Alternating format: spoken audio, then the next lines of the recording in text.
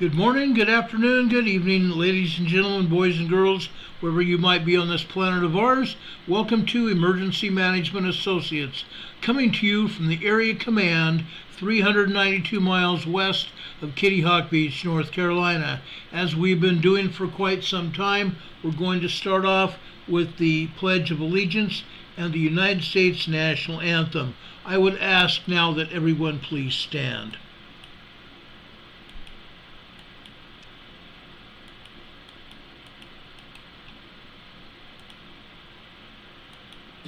I pledge allegiance to the flag of the United States of America and to the republic for which it stands, one nation, under God, indivisible, with liberty and justice for all.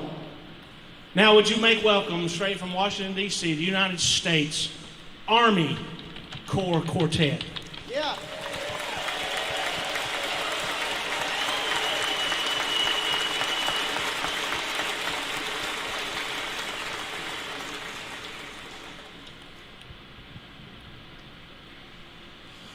Oh, say, can you see by the dawn's early light what so proudly we hailed at the twilight's last gleaming, whose broad stripes and bright stars through the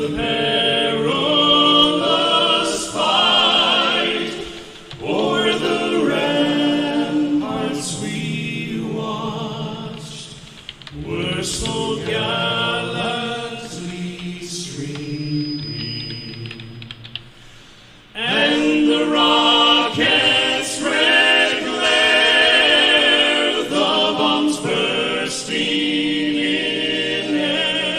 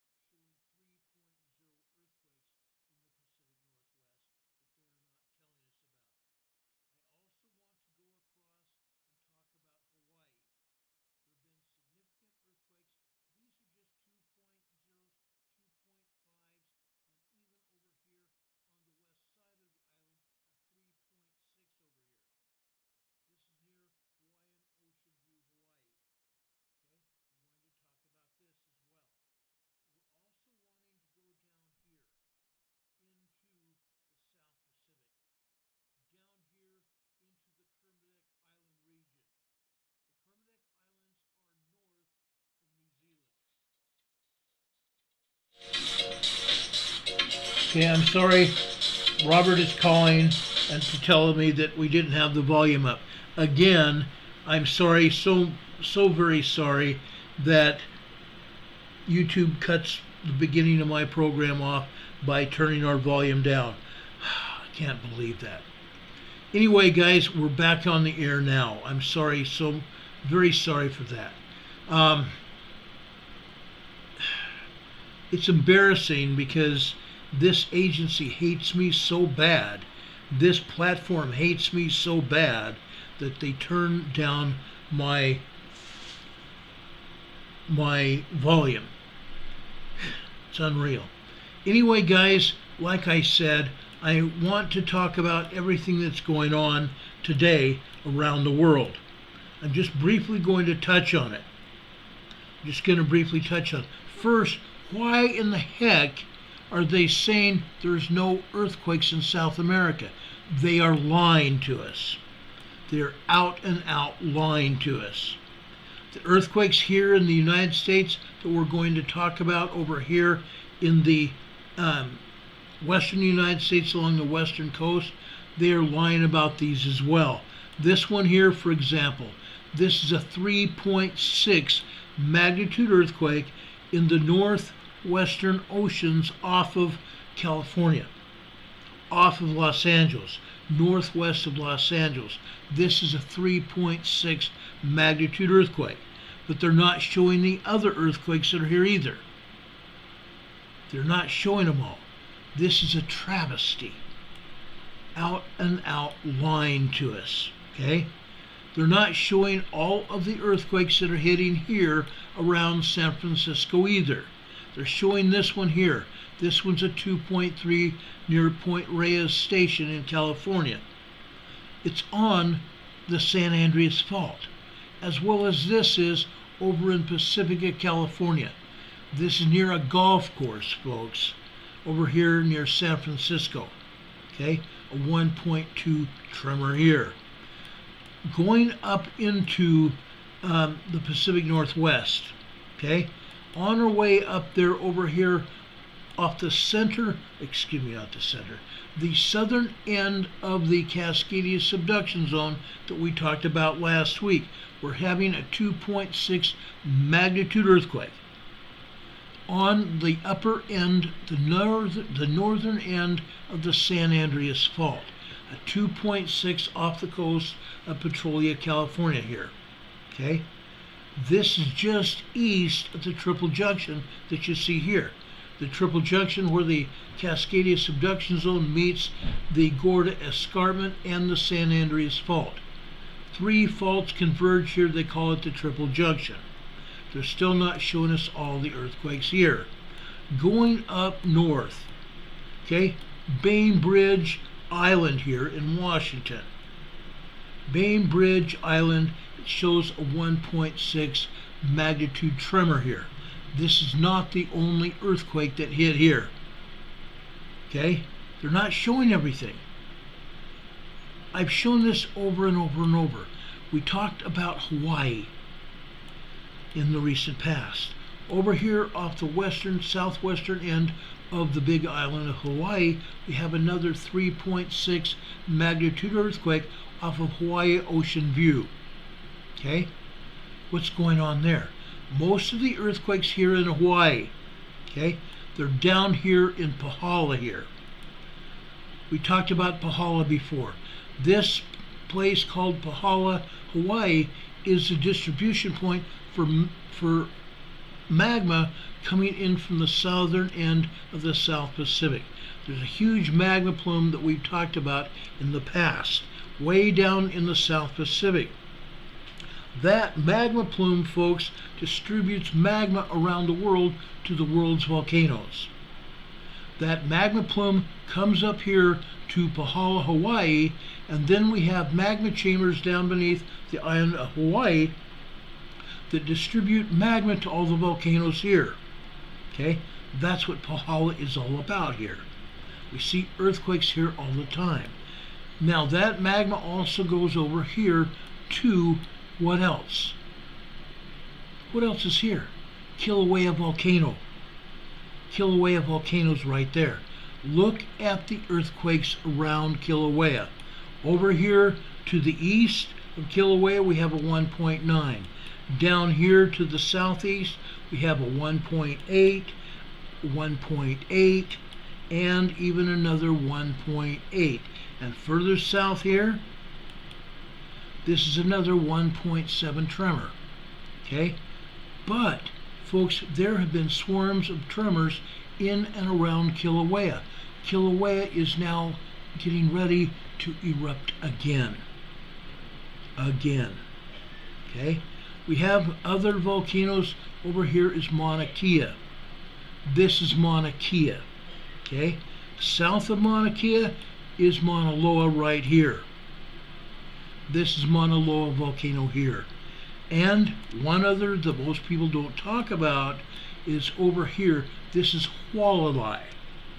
This is a volcano called Hualalai. Okay? There's earthquakes going on here. Why? Because magma is coming in here and surging into these volcanoes, so these volcanoes are getting ready to erupt as well. Okay? We've talked about this and proven this before. Okay? Something else that's going on down here in the southern part of the South Pacific. Okay? We've all talked about New Zealand. Okay? Down here, the New Zealand I need to talk about really is there are two parts to New Zealand. The South Island here that has usually 2 to 3, maybe 5 earthquakes total, and the North Island here. Okay? They're not showing any earthquakes here. That's a travesty, folks, because guess what? There's nearly 20 earthquakes here in New Zealand today. In New Zealand. Why are they not showing it? I'd like to know. Okay? There's even been a swarm of earthquakes here at Taupo Volcano on the North Island of New Zealand. Why? Because Taupo Lake is a volcano. This is a super volcano in New Zealand. And there's swarms of earthquakes and tremors hitting this island and this volcano as well. Okay? Going north of New Zealand, this is very concerning here. We're starting to see a swarm of large earthquakes here. What is going on? Let me show you this. This, folks, is a 5.0 earthquake. This happened at 7:42 this morning. This earthquake here is a 5.2. A 5.2. This earthquake happened at 9:26 a.m. 9:26 a.m. This earthquake hit at 7:42. 2 hours earlier. This earthquake here, guess what, folks? This happened at 7:01. So we had this earthquake, then we had this earthquake, and then we had this earthquake. Okay? We had this 5.2 right here. We had a 5.2 right here next, and over here between them, just after 9:30, we had a 5.0 here. Now, that's not all, folks. There's more. We had another 5.0 here this afternoon, just almost, well, it's actually right before 4 p.m. today. Another 5.0. That's 4 5.0 earthquakes in the Kermadec Island region within a matter of 12 hours. In fact, it's less than 12 hours. Okay? We've had ancillary quakes here as well, a 4.6, 10 kilometers deep. That was at 7:57 a.m. after that 5.2. Over here, we have another 4.8. This was after the last earthquake this afternoon, a 4.8. Then this earthquake here. Folks, this happened afternoon, so just afternoon today. This earthquake happened after we already had 3 5.0s. This is a 4.7. Now the interesting thing about these quakes here, guess what? They're all 6.2 miles deep. 6.2 miles deep. 10 kilometers deep. All of them. When does that usually happen? When do you usually see 7 earthquakes all around each other with the same depth? With the same depth. And 4 of those earthquakes being large earthquakes. Okay? The last time I saw this happen, we had 7.2s, 7.4s, 7.6s here 3 years ago. 3 years ago, it started on a Saturday. And though that earthquake sequence lasted for a week and a half. A bunch of 7s. It started out with large earthquakes, 5.0, 5.2, 5.4. And it went up to 7.4, 7.6s. Every day we had major earthquakes in this area. So I'm getting ready to see what happens. Maybe that won't happen this time. Also, for those people that might be new here, the Kermadec Islands are unoccupied islands down here north of New Zealand. The only people that are, the only things that are there are birds. Birds and plants here on the Kermadec Islands. In fact, man cannot even get in there by boat because the rocks around the islands are so shallow that they will pierce a boat's skin, pierce a boat's hull. It could pierce a boat's hull. They can only go over here into the Kermadec Islands to check on the birds at low tide. At low tide. So there's nobody that lives in the Kermadec Islands, fortunately. Okay? North of the Kermadec Islands here, over near Tonga, near Havaluoto, Tonga. This is a moderate earthquake, a 4.2. This is 404 kilometers deep. That's a pretty deep earthquake. That's significant. As a result of this deep earthquake, this 4.2 will result in probably a 5.0 earthquake. Moderate, deep earthquakes, even large deep earthquakes, procreate other earthquakes. Deep earthquakes spawn larger, shallower earthquakes. So this earthquake will probably generate a large 5.0 sometime within the next 72 hours to 10 days. 3 to 10 days. Okay? Going over here to the west, in the Loyalty Islands, folks, we have another 4.9, 5.0 magnitude earthquake. Why do I say 4.9, 5.0? Because, folks, the agency here loves to downgrade earthquakes to 0.9. Anything but a regular 5.0, 5.2, 5.8, whatever it is. They've even downgraded 6s to 5.9s. They've downgraded 7s to 6.9s and 5.9s.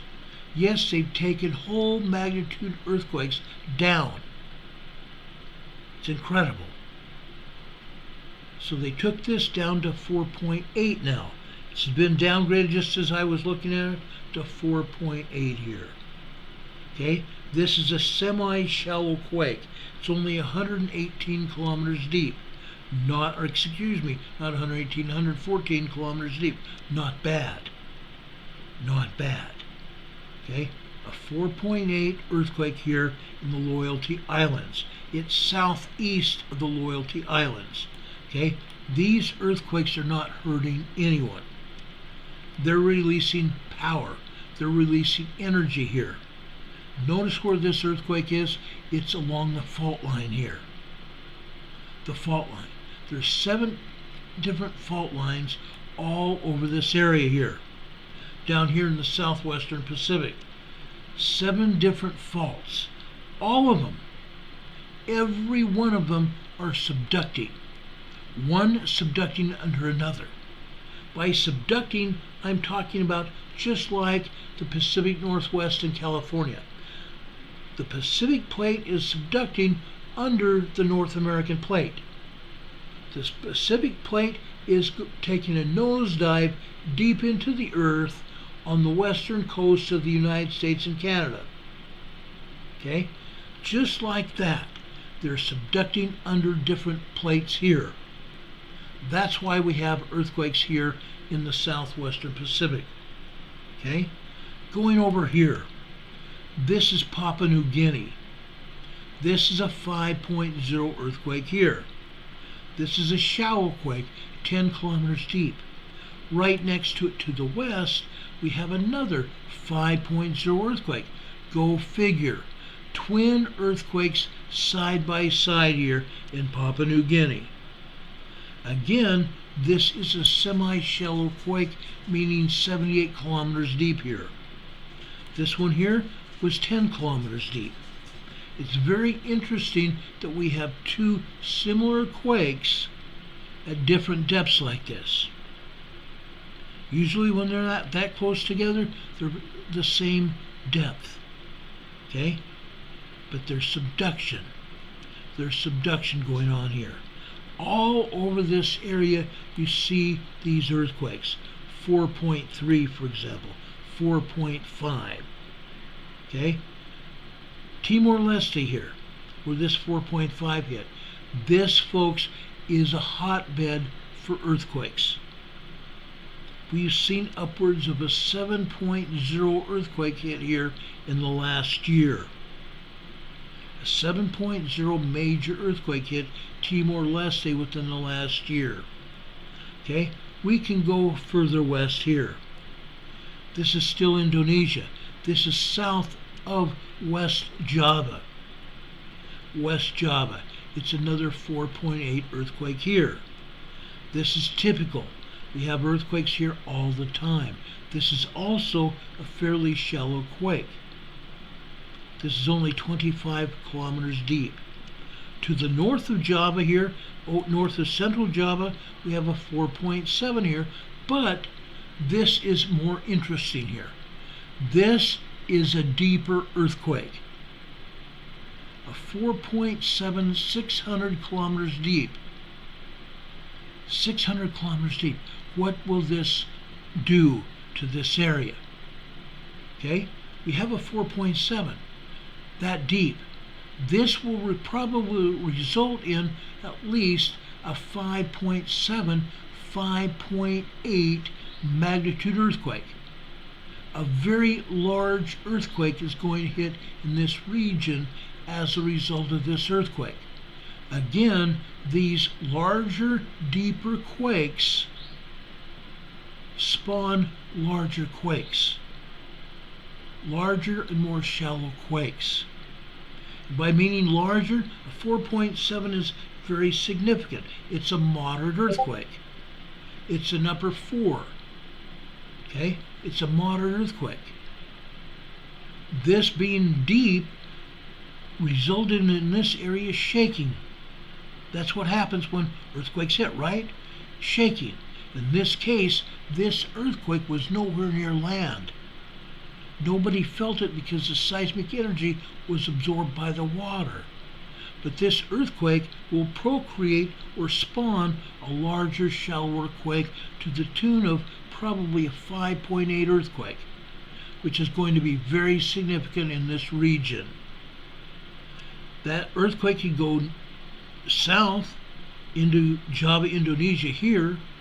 It could go north up here into northern Indonesia. It could go west over here into Papua New Guinea area, or continue, east into Papua New Guinea, or it could end up here in Sumatra, in Indonesia here. We don't know. But we're going to watch it like we always do, and if we see a 5.6, 5.7 earthquake, we'll know very quickly where it came from. Over here, just off the coast of southern Sumatra, Indonesia.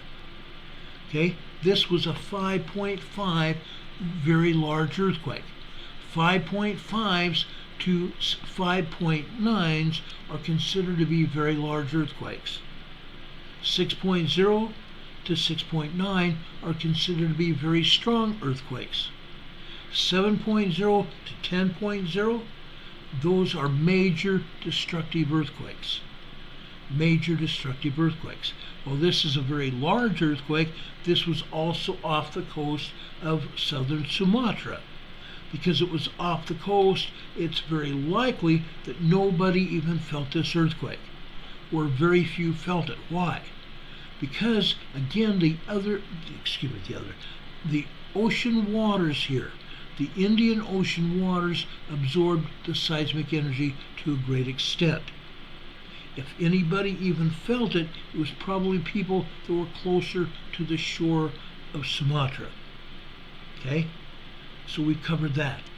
That is a significant quake as well. It's only a shallow quake, a 58-kilometer deep quake. Not bad. Not bad at all. Over here is a different story. The first one I want to talk about is here in China. This is a 4.3 moderate earthquake here. We don't often hear about earthquakes here in China because they don't tell us. They don't tell us. And USGS doesn't usually tell us either. There's more quakes over here as well. This earthquake just happened over here. This is in Greece. This is over in the Dokanese Island area of Greece. Okay? This is southeast of this beautiful island here. Okay? This beautiful island here is part of Greece as well. Okay? We often get 5.0 earthquakes here, but this earthquake here is on a fault zone. Another fault zone. The Dokanese Island fault zone area. Okay? This is another 4.3 moderate earthquake here. Okay? We see earthquakes here all the time. And again, they're not talking about all the other earthquakes here. There's tons of earthquakes. All over Turkey here. Tons of earthquakes. Now, they're not even showing earthquakes here.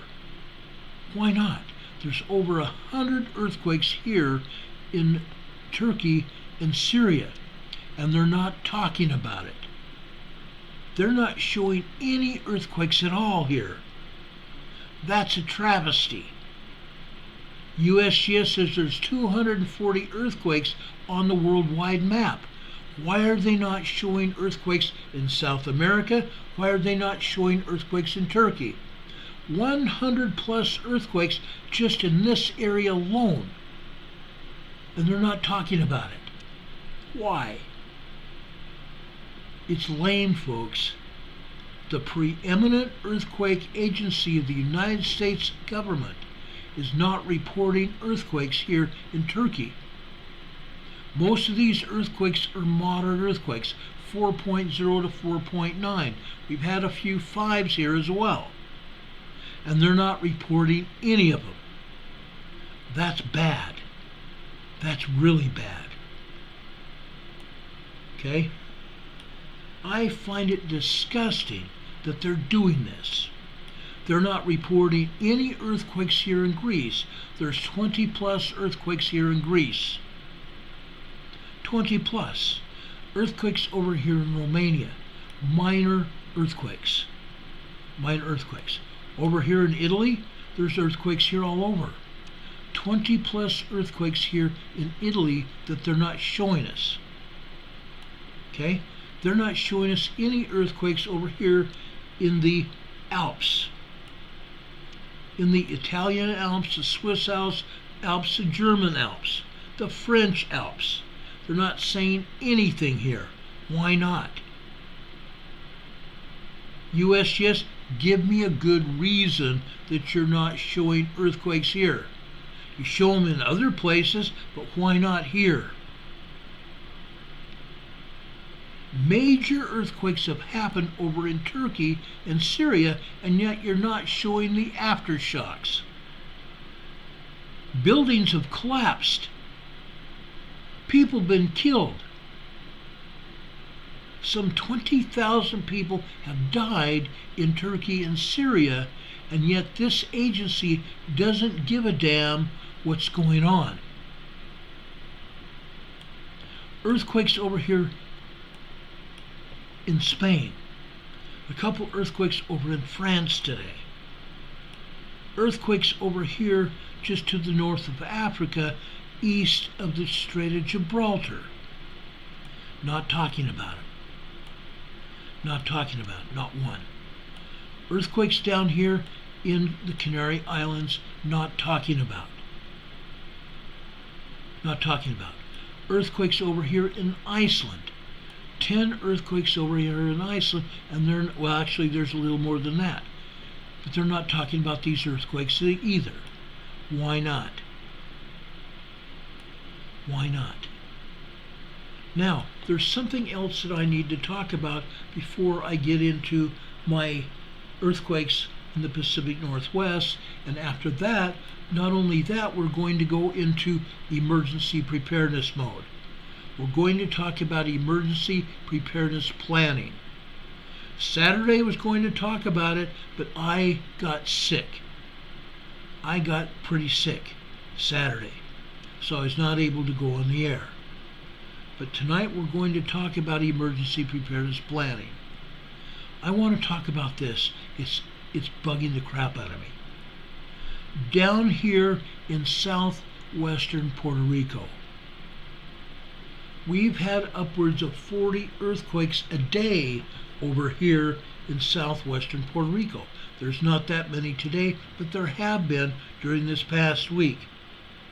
Okay, today, there's a 2.2. Here's another 2.2. Here's another 2.2. East of there, this is a 2.3.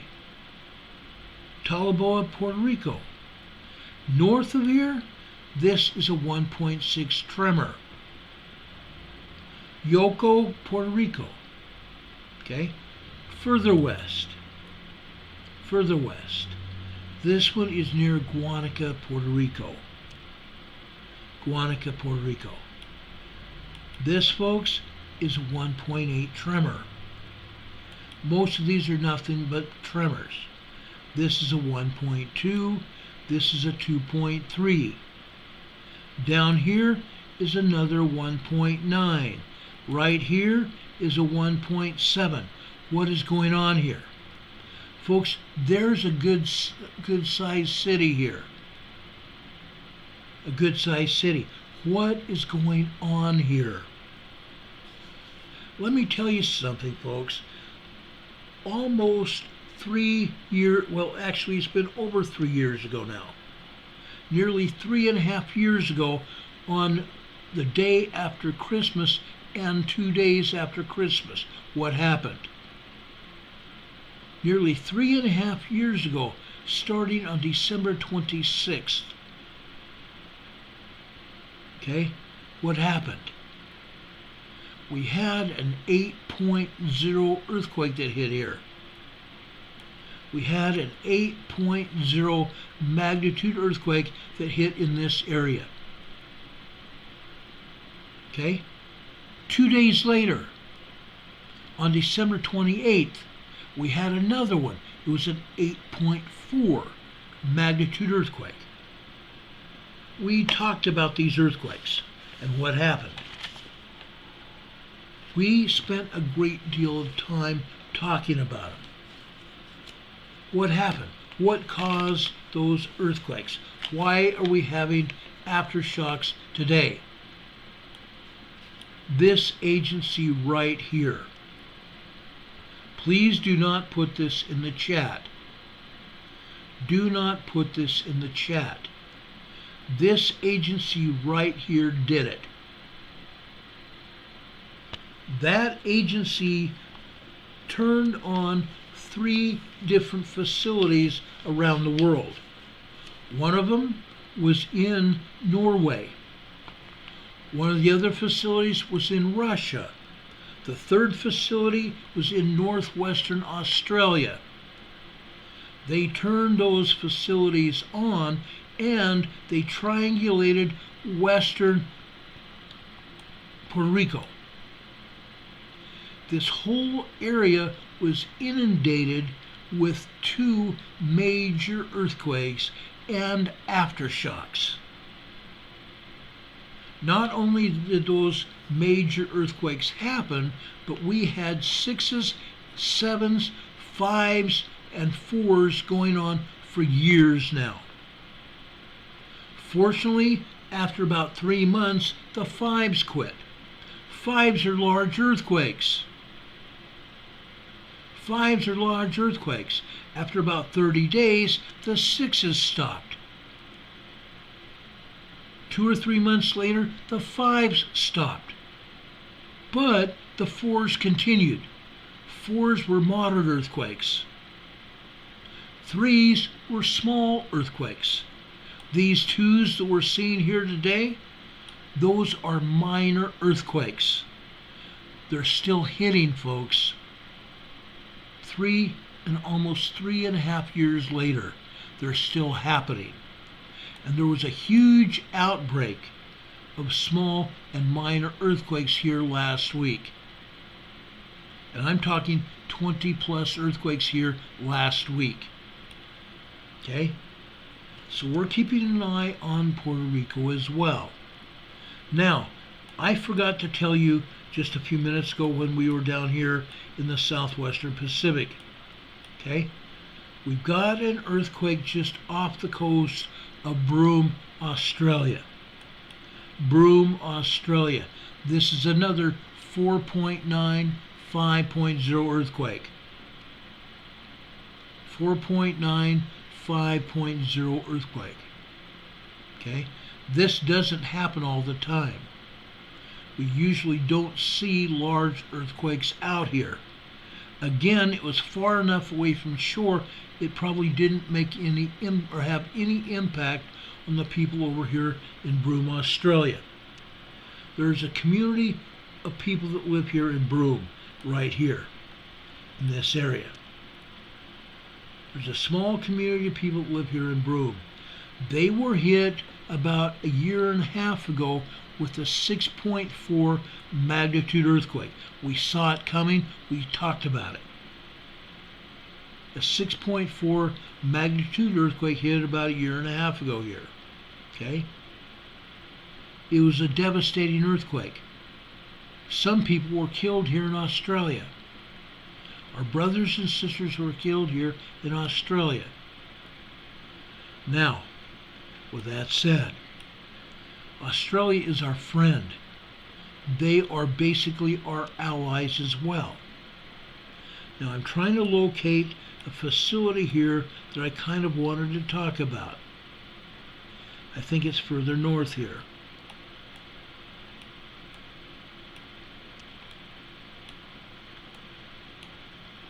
I think it's further north here.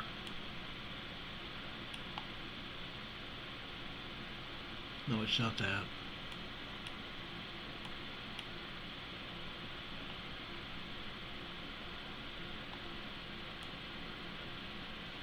No, it's not there. It's further, a little bit further inland. No. Anyway, folks, when I do find it, I don't think I'm going to spend much time trying to find it today, but it's here in northwestern Australia. There's one of those H facilities up here. Okay? And when I find it, I'll show it to you. It's an isolated area, naturally. Okay? Anytime you'd have one of those facilities, they are in an isolated area because they don't want anybody around to suffer as a result of those facilities lighting up. But it's up here in northwestern Australia anyway. Just wanted to show it to you, and I can't find it right off the top of my head here. Anyway, no big deal. But I want to show you that large earthquake off the coast of Australia here. That doesn't happen all the time. It does happen occasionally. Okay? Now, there are some things that I want to talk about here. Okay? First, before we get into Cascadia in California, okay, we have an earthquake down here off the south or southern coast of Chignik, Alaska. This is a 3.0 magnitude earthquake. A 3.0 earthquake is a small earthquake. No big deal. Again, it's out in the ocean here. It's not doing anybody any harm. Nobody felt this quake. The ocean waters absorbed the seismic energy from it. Nobody felt it. Okay. Down here, guess what? We have a volcano, don't we? This is a 0.2 microquake near a volcano. Down here, we have a 1.4, also near a volcano here. 1.4 tremor here. Okay, let's go north. I just love going north here. I just love going north here. What do we have here? Out in the Cook Strait here, I'm sorry, this is the Cook Inlet. Down in New Zealand, between the North and South Island of New Zealand, we have the Cook Strait. This is the Cook Inlet here. Okay, we have a 2.1 earthquake here, minor earthquake. Over here, we have another 2.2. But going west, what do we have here? This is a 2.1.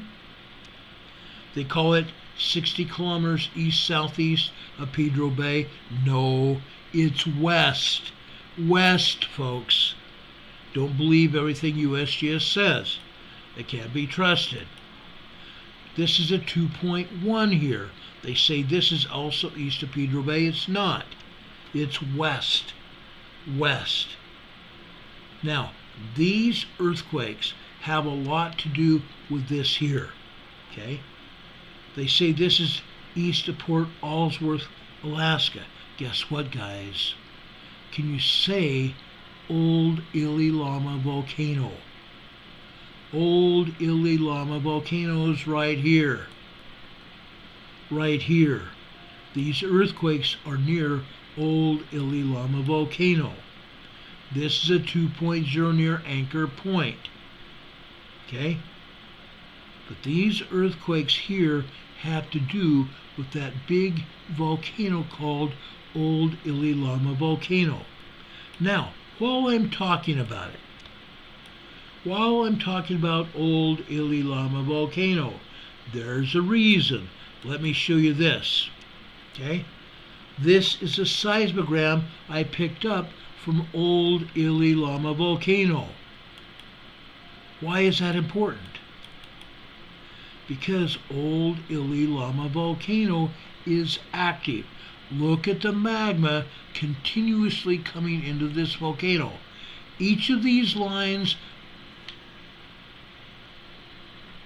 are 15 minutes apart. They represent 15 minutes of time. You see magma here coming into this volcano continuously. And sometimes you see a rather larger piece of magma coming into this volcano. Look at this. All day long it doesn't let up. All day long it doesn't let up. Now, I ask the question, why don't we see this over in Mount Rainier or Mount Hood or Mount St. Helens? Why? Because they don't want to see it. They don't want anybody to see what is actually going on. Here, it would affect the people in Alaska. You would think that they wouldn't want this information to get out about Alaskan volcanoes, but they do. Excuse me, I'm sorry, but they do here. Now, let me show you another volcano. It's called Makushan Volcano. Makushan Volcano. Look at this, folks. This is even more interesting. Okay? Let's go up here to the top of it. Okay? Each line here, folks, is an hour between the other. An hour between the other. Over here on the left-hand side, okay, you see 22:30 hours. That's 10:30 p.m. 10:30 p.m. Okay? I'm sorry, no, it's 2:30 a.m. My bad. 2:30 a.m. Look what's going on. It shows magma continually pouring into this volcano. And yes, we see some tremors here, don't we? Absolutely we do. This red line over here on the right-hand side is the computer that generated that red line, and they want the seismologist to take a look at that. Yes, on this one, it's showing a tremor here. Several tremors over here on the same line here. Okay? 3:30 this morning. No, 4:30 this morning. Okay? Look at this. Now down here, guess what, guys? Guess what? Now we're talking about a 4.0 earthquake here. Just after 10 a.m. About 10:03 a.m. this morning, we have at least a 4.0 earthquake here. A 4.0 earthquake. This is at Makushan Volcano. Then we have another earthquake that's not as large here. This is probably close to a 2.8 magnitude earthquake, a minor earthquake. This is what magma does when it comes into a volcano. Magma fractures rock, causing earth to move, causing the earthquake or the tremor. That's what we're seeing here. Magma coming into this volcano at 10:03 a.m. caused that 4.0 earthquake. And yet USGS, guess what? They did not report that earthquake. Nowhere on the seismic, nowhere on this earthquake map have I shown you a 4.0 earthquake here in southern Alaska. It's not there, folks. It's not there at all. Now, I want to take you up to another.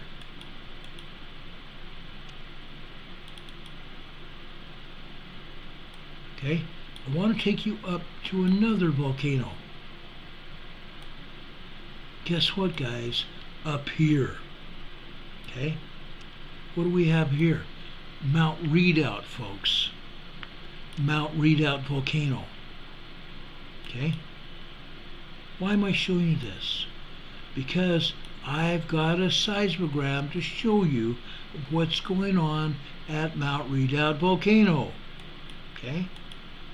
What's going on? Again, each line here represents 15 minutes of time. We're seeing magma pour into this volcano. Magma continuously pouring into this volcano all day long. All day long. Look at this, guys. Look at this. Even later today, let me zoom in here. Let me enlarge this so you can see it. Even today, it got less right here. But it started right back up on this last line again. It increased again. Okay? We're not seeing that at the other volcanoes over in Washington, are we? Or Oregon, or California. They're hiding the information from us. That's why I wanted to show you those seismograms. They're hiding the information from all of us. Sad but true. Sad but true. Over here in southern Alaska, we have some tremors, and that's about all. This one's a 2.1 magnitude earthquake, minor earthquake. But the rest of these here, just south of Anchorage, this is a 1.5 near Beluga, Alaska. Okay? For example, this is a 1.8 near Susitna, Alaska. Over here near Mount McKinley, we have a 2.1. And they're misidentifying the location here. They're calling it 48 kilometers north of Petersville, Alaska. It's not. It's not. This has to do with Denali National Park. Up here, just north of McKinley, we have another 2.1. They have correctly identified this as Denali National Park. But they say it's southeast of Denali National Park. No, it's not. It's in Denali National Park. Again, this agency continues to lie and deceive people. Okay? Up here, this earthquake just happened. It's a 1.2 tremor here, and they call this Central Alaska. This is on the outskirts of Denali. This they could identify as west of Denali, west-northwest of Denali. But they call it Central Alaska. This is not Central Alaska. This, folks, up here is Central Alaska, right here. This is a 1.8 in Central Alaska, and they're saying this is Northern Alaska. No, it's not. It's in Central Alaska. This they have is 4 Mile Road, Alaska. Okay? This over here to the southwest is Ruby, Alaska, 1.4. This gray area that you see here, this, folks, is the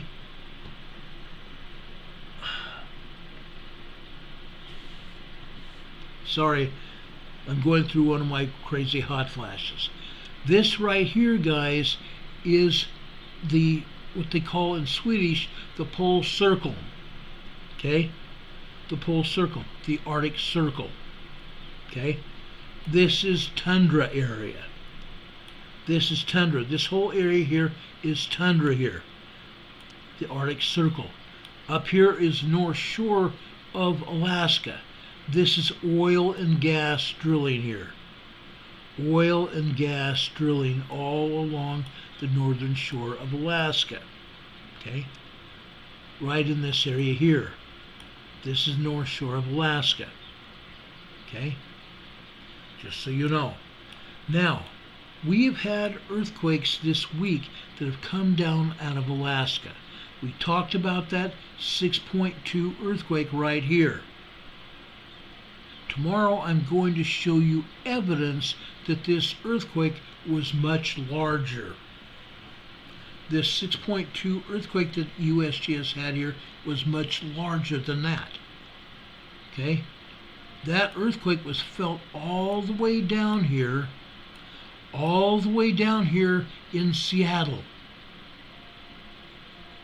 It was not as violent as it would have been out there if it had hit land, but the aftershocks of that quake were felt here. Okay? Minor movement. Minor and small movement over here in Seattle. That's significant. And I'm going to show you how the energy shifted from up there in just south of Queen Charlotte Island, British Columbia, how it shifted all throughout the entire United States. Okay? I will show you that tomorrow. But today, I want to show you what is going on with the volcanoes. Okay, first off, I'm going to start up just south of Canada. South of Canada. This is Mount Baker. This, folks, is Mount Baker. Baker volcano. Okay? This, folks, is probably one of the best seismograms we have gotten from Mount Baker in a long, long time. Yes, this seismograph has been turned way down. It's not showing real world at all. Okay? Up at the top of it, we're showing magma here coming into the volcano. It shows magma coming into the volcano, and you can see it. Okay? It's called pulsed magma. We see magma coming in on each line. Each line represents 15 minutes of time here. Okay? The lines get thinner and they get thicker. This is pulsed magma. Magma coming into this volcano at Mount Baker. Okay? Then they turn it basically off after that. We're not seeing much activity at all. And what activity we're seeing is minor, because the machine, the seismograph, has been turned so far down. Then they turn it up right here, earlier this morning. Okay? Up here at the top, this is last night, after 5 p.m. Top line is 5 p.m. Okay? Down here is earlier this morning. They've turned up the seismograph. Okay? But they don't turn it up very far. What are we seeing here? Okay? Number one, we are not seeing a magma churn signal, unfortunately. Because if we'd seen a magma churn signal, it would show us how far the seismograph had been turned down. But we're not seeing that. However, we can take a look at it and pretty much gauge how far this seismograph has been turned down here. Because this seismogram is just showing these thin lines, and then all of a sudden we're showing some earthquake activity here. We're showing earthquake activity. And as much magma that came into this volcano here to generate this activity, it's not just tremors here. Over here on the left here, this is just after 8:30 this morning. Okay? We have some 1.5 tremors, then we have at least a 2.0 earthquake. Okay? Then we come along down this blue line here to about 10 after 8 this morning. 10 minutes after 8. All of a sudden we have a lot of magma that came in here, don't we? We have an earthquake that hit here. Okay? This would make us think right here, just with this seismogram, that this is nothing more than a large tremor or a minor earthquake, a 2.0 earthquake. This is probably a 2.5, 2.8 magnitude earthquake. Then we look further over here to the right. We see a great deal of magma here. Okay, the line got thicker here. The line did get thicker, and then it got thinner again. That's an awful lot of magma here. And yet it doesn't show any tremors at all. Yes, sometimes that does happen. But the magma coming into the volcanic chamber is also under pressure, and it's usually hitting rock. Usually we do get earthquakes when it comes in under pressure and it fractures the rock. Okay, but later this morning at 11:30, we got significant magma here that came into this volcano. And again, we got at least, and I'm talking at least, this is at least a 3.0 earthquake. A 3.0 earthquake just before 8:32 a.m. this morning. Okay? The magma coming into this volcano fractured a lot of rock here. Came in under pressure here at Mount Baker and fractured some rock. Now, let me show you something else, guys. Let me show you something else that's almost disturbing to me, that you guys ought to see. Okay? Let me show you the seismogram. Another seismogram. This time, folks, we're going to show you the VLF waves, the very low frequency waves that were generated to make that earthquake happen. Look at this, guys. This is what is significant about all of this. Okay? Again, you saw late last night and this morning that there were some pulse magma signals, right? We showed you some pulse magma signals. They were very thin. This proves beyond a shadow of a doubt that there's more magma coming in than they showed it. The machine was turned down. Look at all these waves here. These very low frequency waves are generated by magma coming into the volcano. This proves beyond a shadow of a doubt that there's a lot more going on than that seismogram showed us. Okay? A lot more going on. Isn't that incredible? Now look at the bottom of this. Okay? The same time period this morning.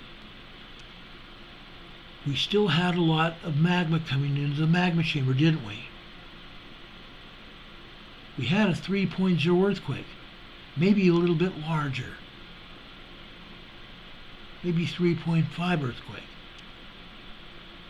But all this magma generated that earthquake. Yet they're still not showing us the truth. They never will tell us the truth, and I want to know why, USGS. Why will you not be honest with us? Why? Inquiring minds want to know. Again, look at this earthquake here. I mean, not earthquake. Look at this seismogram here. Again, this is Mount Baker. This is the main seismogram. The main seismogram. This is probably the greatest seismogram we've seen out of Mount Baker in years. In years. In the past, we saw the full seismogram completely full of steam and completely full of tremors and small earthquakes hitting Mount Baker because there was so much going on. So much magma pouring into this volcano was causing steam. Yes, Mount Baker is steaming, just like the other volcanoes. Mount Baker is steaming, and we see earthquakes here, don't we? Look at these earthquakes here. Now, these larger earthquakes are showing up on this seismogram, these vertical lines, these earthquakes. They're only showing up because the force of the magma was so great at this point in time that it came through the electronic turndown of the machine. That's what we're seeing. And down here on this bottom here, let me show you this, okay? Look down here, folks. See that bunch of blue lines here? That is steam. This is steam. Each one of these small vertical lines that you see here are steam. Steam signatures. Steam signatures. Steam comes out of that volcano because 6 to 7% of all magma is water. 6 to 7% of all magma is water. That's why we're seeing steam. As the magma reaches the surface, it contains water, doesn't it? And that water is under extreme pressure. The magma is very hot. And because of the heat and the pressure of the magma, it's causing the steam to rise through the cracks in the rocks. The cracks in the rocks. At the top of the volcano, what do we have? We have a large volcanic plug, don't we? A large lava plug. And the magma is coming up underneath that plug and pounding away on that plug. The magma pounding against that plug is creating fissures, small holes in that plug. And because those small holes come out, it allows steam to escape the volcano. That's what happens. Okay? That's put simply, so you know what's going on. That is the best seismogram we have seen of Mount Baker in years. Literally in years. Okay? They don't usually show us that, unfortunately. Now I want to go south. Okay? I wanted to show you another volcano here.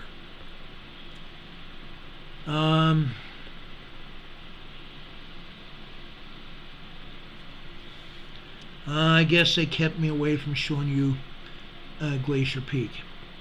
There were some things at Glacier Peak. There were some small earthquakes and tremors that hit Glacier Peak, and unfortunately the agency kept me from bringing up that seismogram to show you. So let's go down to Mount Rainier. Let's go south to Mount Rainier. I have a lot of stuff to explain here about Mount Rainier. Okay, first off, I want to show you Mount Rainier, Camp Muir. Camp Muir is on the north side of Mount Rainier. Camp Muir is on the north side of Mount Rainier. What do we show here? What do we show here? Let me enlarge this for you. Look here, guys. This lighter blue area at the top, that is an earthquake. They cut off the bottom and the top again. They cut off the bottom of the top because they don't want us to know how strong that earthquake was. But right here, only this size here, if we look at it, this is near a 3.0 earthquake right here. It's not a 2.0. Just a little over half of it would be a 2.0. This is closer to a 3.0, maybe larger. Why am I saying that? Because, folks, they cut off the top and the bottom of it. This earthquake was substantially larger. Okay, this is at Mount Rainier. Mount Rainier is building up steam, and it's going to erupt at some point in time. It's going to erupt at some point in time. This earthquake happened last night. Okay, it happened about 9:55. Actually, it didn't either. It happened about 9:40 this morning. Or I mean, sorry, not 9:40 this morning. 9:40 last night. That earthquake happened at 9:40 last night. Then another earthquake happened in the lighter blue down to the left of there. Okay? This one happened at 22:38 or 39. Okay? This was substantially smaller.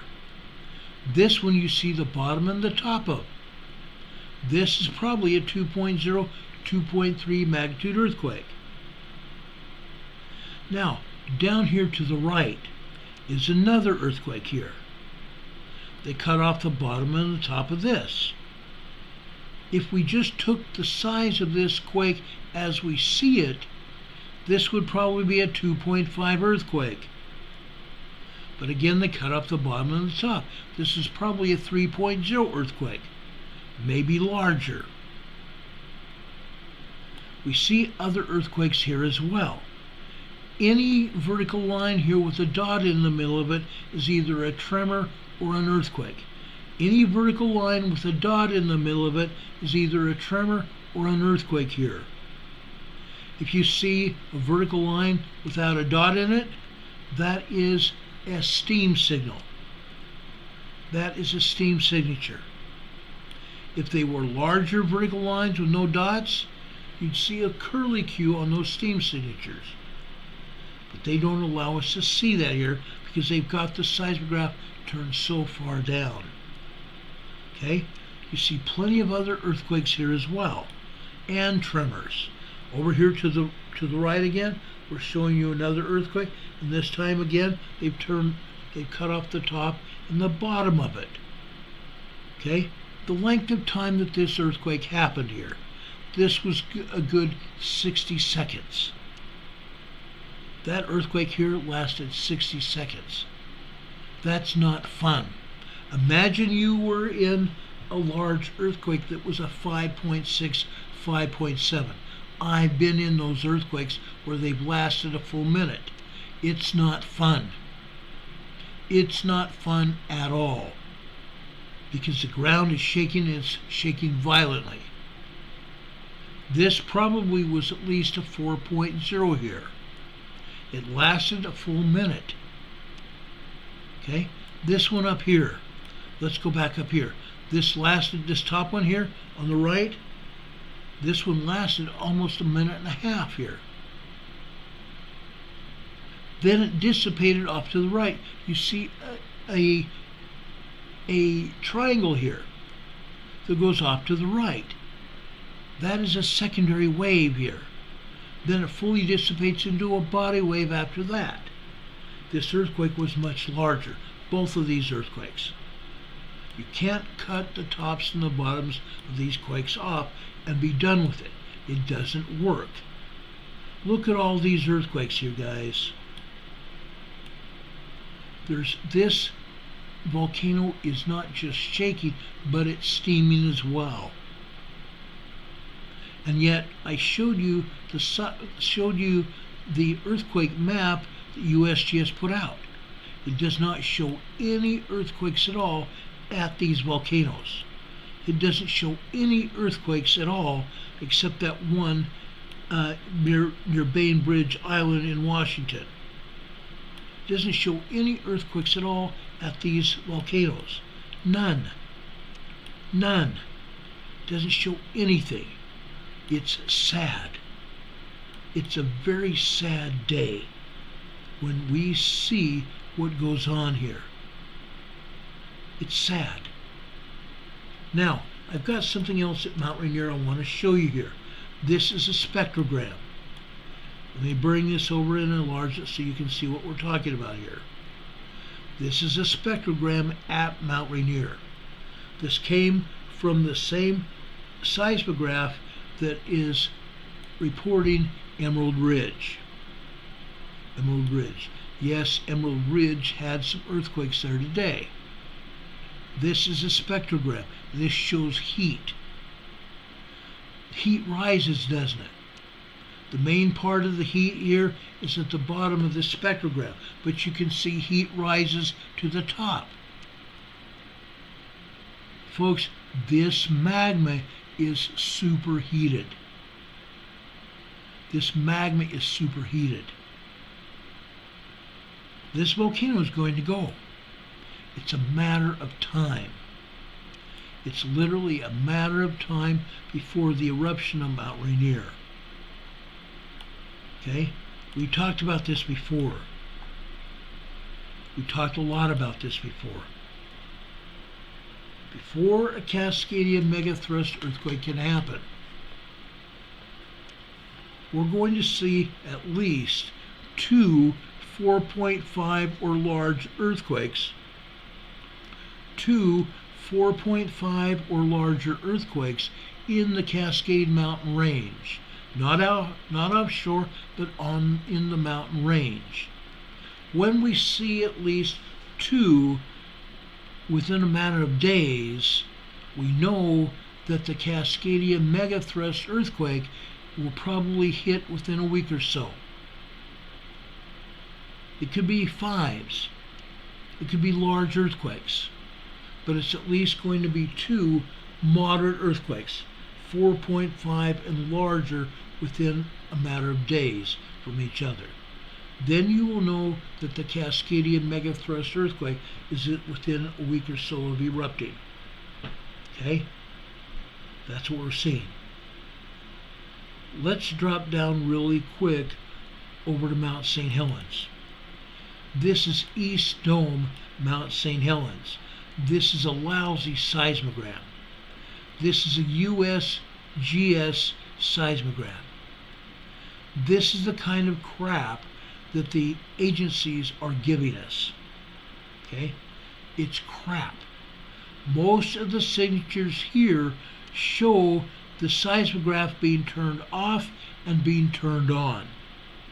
Up at the top, the seismograph may as well have been turned off. It's not showing us anything. Then it comes down here with these lines, vertical lines, and what looks to be steam signals. It's not. When we have a line going up, that means the seismograph was turned off. When the line goes down, it means the seismograph was turned back on. That's what we see here. And we see a lot of it. They do not want to tell us or show us what exactly is going on. Okay? Now the same thing happened with the Pacific Northwest Seismic Network. They're showing the same kind of seismogram with the PNSN. Again, they don't want to tell us the truth. In the past, we've had seismograms showing here, both USGS and Pacific Northwest Seismic Network, showing what's going on here at East Dome Mount St. Helens. But heaven forbid that they will show it to us now. That's what's sad. That's what's so very sad about this whole thing. They don't want to be honest with us. Okay? They just don't have it in them to be honest with us. Now, I want to show you another seismogram at Mount St. Helens. This is from Studebaker Ridge. Studebaker Ridge. This is the kind of seismogram we saw at Studebaker Ridge and other locations at volcanoes. This is what we used to see up until a year and a half ago. Okay? We showed a lot of activity here. A lot of activity. Up at the top, we see steam, vertical lines, small vertical lines, and we also see some earthquakes happening. We see magma coming into this volcano, the thicker lines again. We see tremors happening and small earthquakes. Look at the bottom here. I want to show you this. Look at the bottom here. This is very telling of what's going on at this volcano. This is Mount St. Helens. Look at that. Look at that. This is Studebaker Ridge, guys. This is Studebaker Ridge.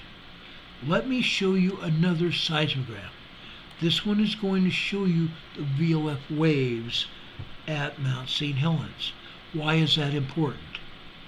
Because the VLF waves show us what is exactly going on at Mount St. Helens. Magma is generating VLF waves. Magma is generating VLF waves inside these volcanoes. Okay? Now, this particular seismogram is coming from a seismograph that is a 5-channel seismograph. So we're able to see what's going on from very different ways. This is September low. We're seeing tremors and earthquakes hitting here. Why earthquakes? We see a dot in the middle of the vertical line. That's telling us it's an earthquake, not a steam signal. Okay? So we're seeing earthquakes, we're seeing minor tremors here as well. This is September low. This is the main seismograph, or the main seismogram with this particular location. This is a spider seismograph. This is a spider seismograph. Okay? Now, what are we seeing here? This is the VOF wave side. This is one of the other channels. Okay? I've now shown you 3 channels here out of the 5 channels that this seismograph would have. This shows the VOF waves, the magma coming into the magma chamber. You can see exactly what's going on. They tried to disguise the magma by shutting off or shutting down the seismograph, turning it way down so we're not able to see what is actually going on. This proves beyond a shadow of a doubt what's going on at Mount St. Helens. It's more active than they're showing us. This proves beyond a shadow of a doubt that they are not telling the truth about Mount St. Helens. Okay? Let's go down and take a look at Mount Hood. Mount Hood is showing us the same thing. Okay? This is Lamberson Butte. This is Lamberson Butte on the north side of Mount Hood. Okay? Look at what's going on here. Okay? We're seeing a lot of activity, right? Look at that. Look at that activity. Up at the top of it is yesterday evening. Okay? Yesterday evening after 1830 hours, which is 8:30 over on the, not 8:30, 6:30. 1800 hours is 6 o'clock on this blue line. That's 6:30 on the left. This is about 6:09 p.m. on this blue line. We've at least got a 2.0, 2.2 earthquake right there. This seismograph has been turned way down. The seismograph is not reporting everything here. Okay? It's not reporting everything. We show a lot of activity here last night. After 2000 hours, which was 8 o'clock last night. Between 8 and 11 p.m. last night, we had a lot of tremor activity. The lines should be thicker here. They're not. These lines should be thicker. If the seismograph is turned up, these lines would be thicker and showing a lot of magma. There's a lot of tremor activity happening. We can see it here. Now I found another seismogram to take a look at here at Mount Hood. There's another one here.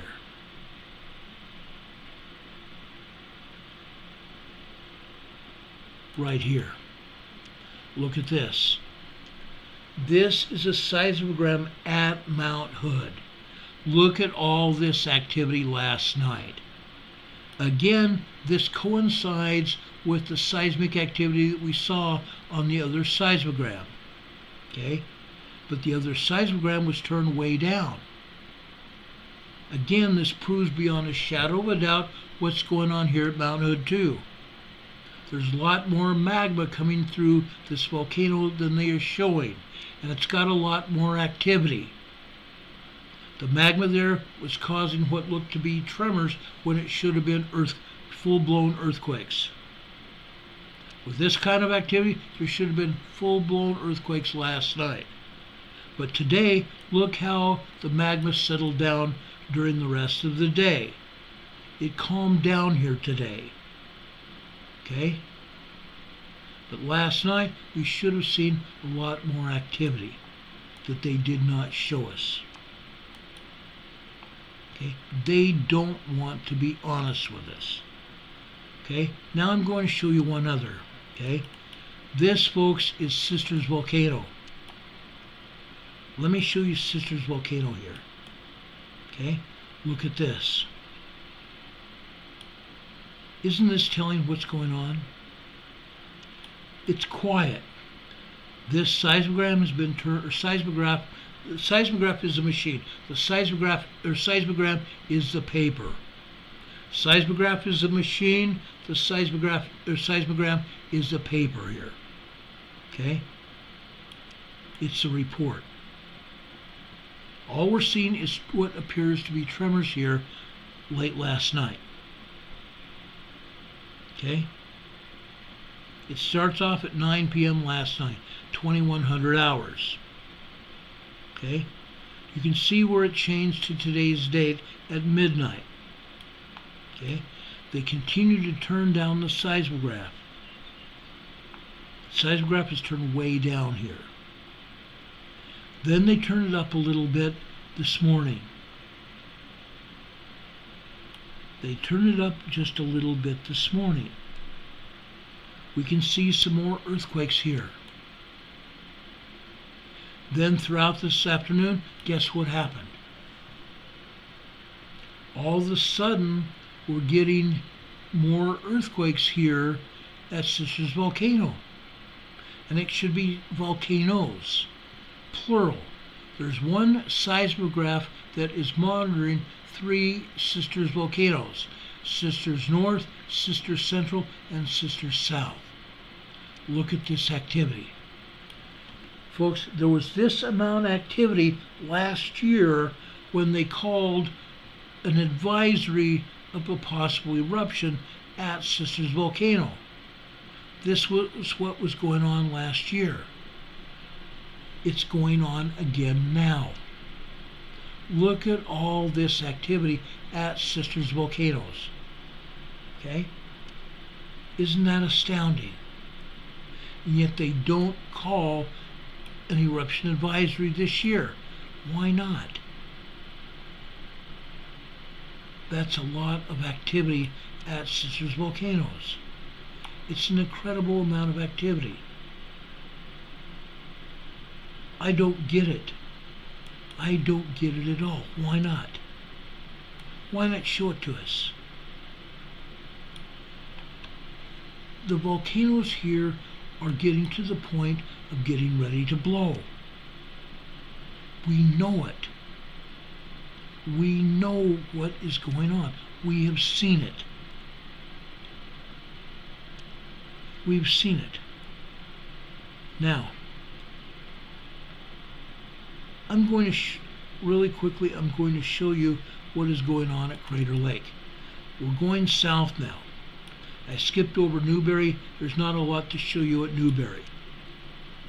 It's very minor at Newberry. So this is down at Crater Lake. Crater Lake is in south central Oregon. Look what's going on here. This seismogram comes from the seismograph that's located on Cleetwood Cove. Crater Lake, Cleetwood Cove. Look what's happening, guys. This, folks, is constant tremor activity here.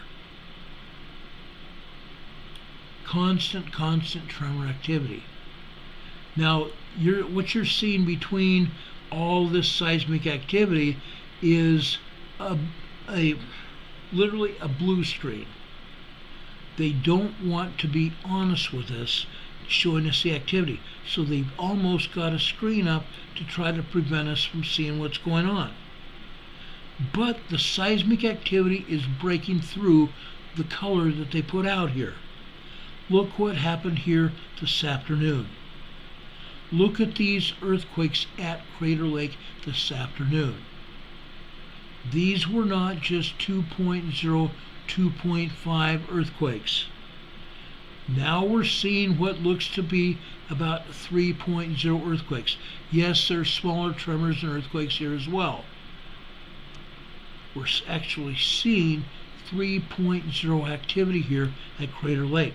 We have not seen that kind of activity at all at Crater Lake in the past. It just has not been available to us. We haven't seen it. Now finally we're seeing that at Crater Lake.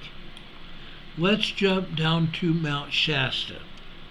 I've got just one seismogram that I want to show you at Mount Shasta.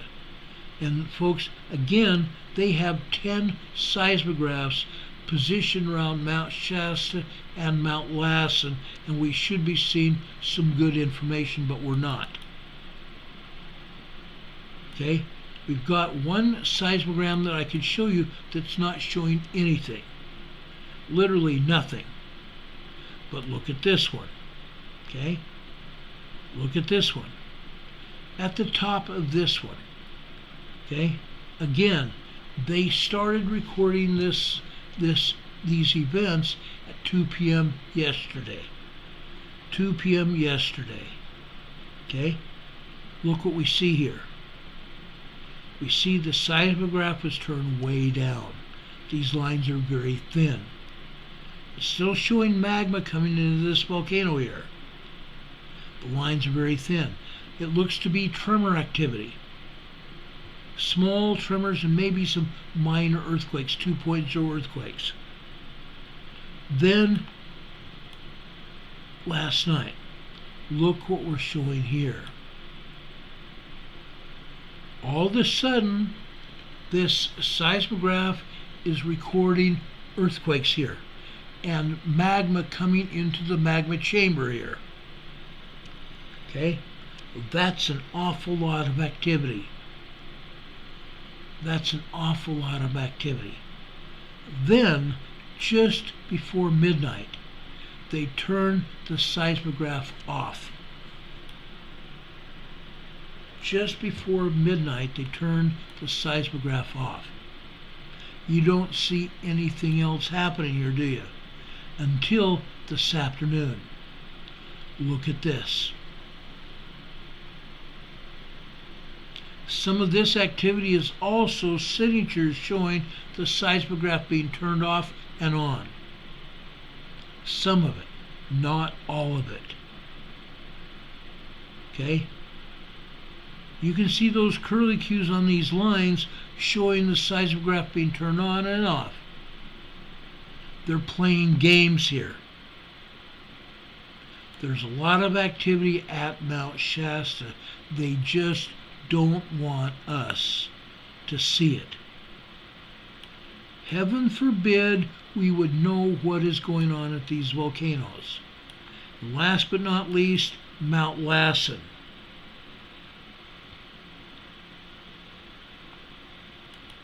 I only have one seismogram to show you here at Mount Lassen, and it's very poor. Okay? They've turned down the seismograph here. All you can see is a little bit of activity. The lines here showing magma coming into the volcano are very thin here. Each line represents 15 minutes of time. You can see a little bit of activity. Blobs of magma coming into the magma chamber here. That's all you're seeing.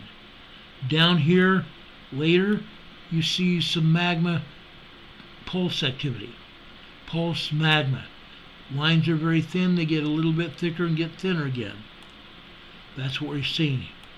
Now, earlier this morning, look at this. This is after, let's start off with this lighter blue line. On the left-hand side, this lighter blue line is 8 a.m. Okay? We show the line getting thicker, don't we? More magma coming into the magma chamber. Then all of a sudden, the line gets very thick here, and it almost obscures 3 full lines. That's a lot of magma here. And that lasts about a minute and a half. You see some tremors here too, don't you? Those tremors coming in are actually tremors. Okay? Magma coming into the magma chamber, fracturing the rock, causing those tremors here. And they may have been, that one tremor that you see, that longest line you see, may have been a minor earthquake. Because this seismograph has been turned way down. Way down. Okay? But at least you get to see something. Because again, the agency doesn't want to be honest with us. I wish they did. Now, I should know what's going on in the Cascade Mountain Range. Why? Because, folks, what is going on in the Cascade Mountain Range is echoing out to sea. The entire Cascadia Ridge is crumbling. It's coming apart. There's going to be a major earthquake there in the Pacific Northwest. We've seen earthquakes all over the Pacific Northwest, and that 6.2 was a lot larger than they said it was just south of Queen Charlotte Island. I'll prove that tomorrow. We warned you also, and we've shown you seismograms to prove it, that earthquakes are happening in Southern California. We issued a warning last week about the Cascadia and also about Southern California. Which will happen first, I don't know. But I'm telling you, if the Cascadia megathrust earthquake happens first, it's going to be at least a 9.0 to a 10.0 magnitude earthquake. It's going to affect the entire West Pacific coast of North America, Canada, the United States, all the way down into northern Mexico. It's going to affect the entire west coast of North America.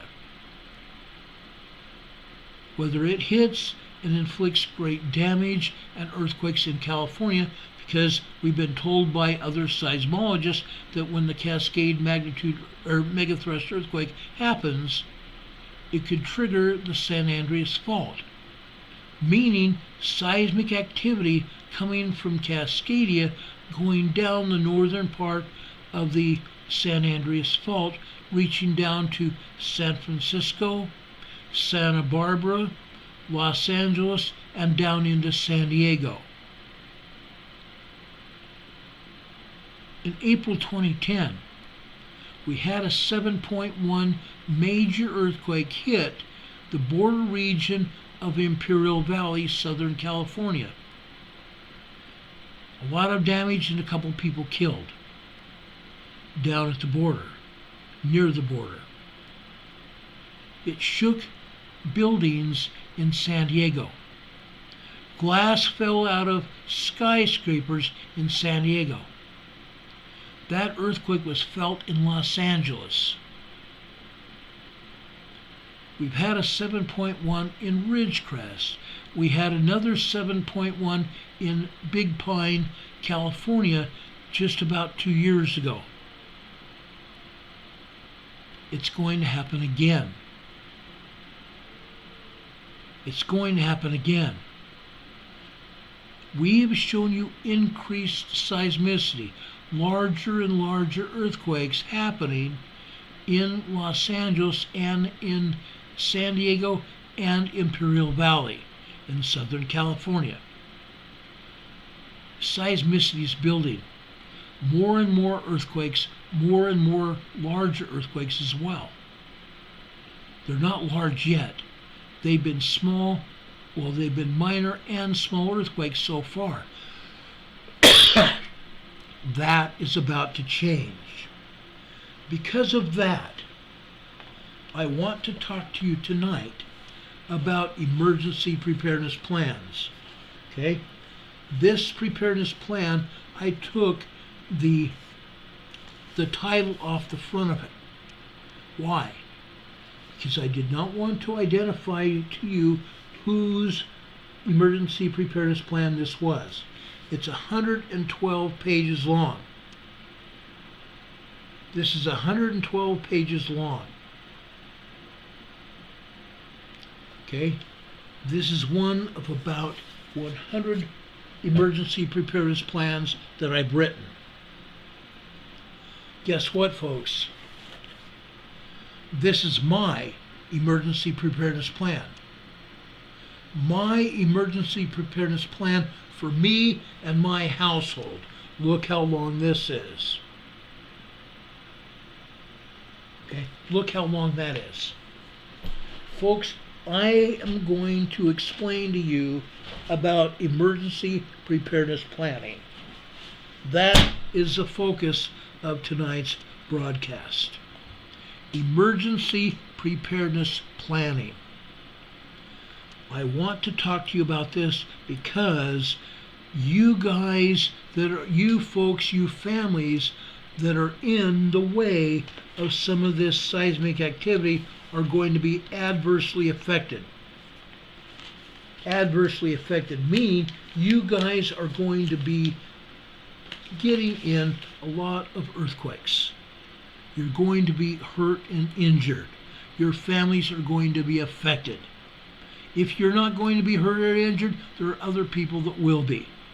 I want to give you enough information so that you can make decisions for your families, so you can make and write emergency preparedness plans for each one of you. This has to happen. Rob Vogel just said goodnight. Ron, I'm sorry to see you go, Rob, because we're just going to get into the gist of our program tonight. I want everybody to see this. Those of you that are going to go away, please come back and see this part of our presentation. This is absolutely important that you see this. This is almost an emergency situation. You guys need to see this. Richard Smith says houses built on sand. Yes, there are a lot of homes and businesses built on sand all over the West Coast. Literally all over the West Coast. This is going to happen. Please, folks, pay attention. This is important for each one of you and your neighbors. I want you to take this program and sell it to your neighbors. Not for money, but sell them on the idea of watching this program. It's for everyone's benefit. Okay? I want to make sure that everyone is here is watching this program tonight and paying strict attention. If you take notes, please do so. That's how important this is. Now, I want to explain something to you. When an emergency happens in your life, it's going to take up to 13 minutes for emergency services to reach you. Usually between 3 minutes and 13 minutes is the average response time for police, fire, and paramedics. Okay? Let me get into the nitty-gritty of this.